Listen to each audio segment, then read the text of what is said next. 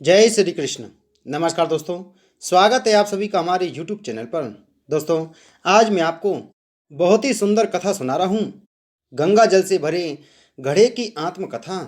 एक समय की बात है कि संतों की एक सभा चल रही थी। किसी ने एक दिन एक घड़े में गंगा जल भरकर वहां रखवा दिया ताकि संत जन जब प्यास लगे तो गंगा जल पी सकें। संतों की उस सभा के बाहर एक व्यक्ति खड़ा था। उसने गंगाजल से भरे घड़े को देखा तो उसे तरह तरह के विचार आने लगे। वह सोचने लगा, आहा, यह घड़ा कितना भाग्यशाली है। एक तो इसमें किसी तालाब पोखर का नहीं बल्कि गंगाजल भरा गया, और दूसरी, यह अब संतों के काम आएगा। संतों का स्पर्श मिलेगा, उनकी सेवा का अवसर मिलेगा। ऐसी किस्मत किसी किसी की ही होती है।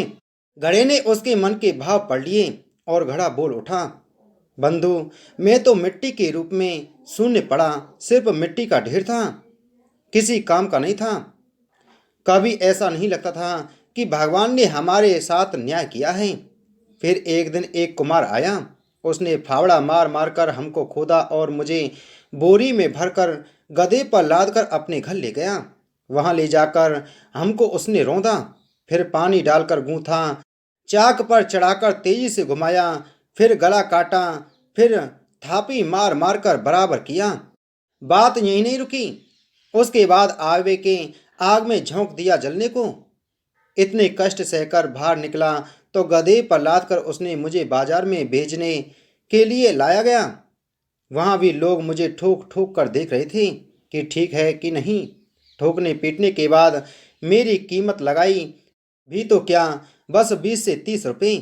मैं तो पल पल यही सोचता रहा कि हे ईश्वर, सारे अन्याय मेरे ही साथ करना था। रोज एक नया कष्ट, एक नई पीड़ा देते हो। मेरे साथ बस अन्याय ही अन्याय होना लिखा है। लेकिन ईश्वर की योजना कुछ और ही थी। किसी सज्जन ने मुझे खरीद लिया और जब मुझ में गंगाजल भरकर संतों की सभा में भेज दिया, तब मुझे आभास हुआ कि कुमार का वह फावड़ा चलाना भी उसकी ही कृपा थी।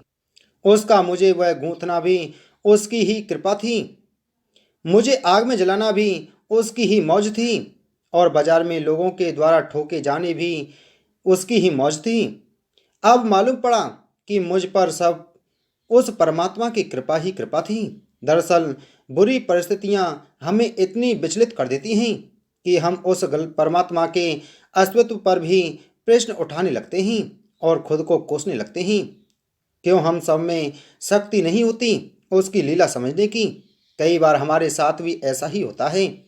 हम खुद को कोसने के साथ उस परमात्मा पर उंगली उठाते हैं और कहते हैं कि उसने मेरे साथ ही ऐसा क्यों किया? क्या मैं इतना बुरा हूँ? और मालिक ने सारे दुख तकलीफें मुझे ही क्यों दिए? लेकिन सच तो यह है, मालिक उन तमाम पत्थरों की भीड़ में से तराशने के लिए एक आपको चुना।